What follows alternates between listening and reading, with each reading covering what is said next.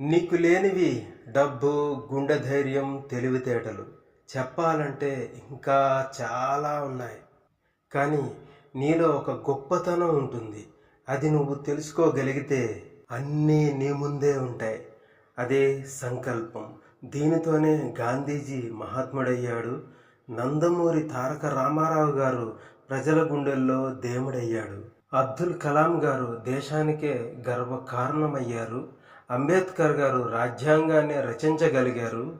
అల్లూరి సీతారామరాజు గారు విప్లవానికే నాంది పలికగలిగారు. భగత్ సింగ్ గారు బ్రిటిష్ వాళ్ళనే భయపెట్టగలిగారు. సుభాష్ చంద్రబోస్ గారు యుద్ధానికే నాంది పలకగలిగారు. చిరంజీవి గారు మెగాస్టార్గా అవ్వగలిగారు. సచిన్ టెండూల్కర్ గారు క్రికెట్కే గురువు అవ్వగలిగారు. ఇంకా ఎందరో ఎందరో ఎందరో ఈ సంకల్పం అనే ఆయుధంతో వాళ్ళు అనుకున్న దానికన్నా గొప్పగా సాధించగలిగారు. నేను ట్రై చేశాను. ఫస్ట్ కష్టంగా ఉన్న తర్వాత నా ఇష్టాలన్నీ నాకు దగ్గరయ్యాయి. మీరు ట్రై చేయండి. ఫస్ట్ కష్టంగా ఉన్న తర్వాత చాలా హ్యాపీగా ఉంటుంది.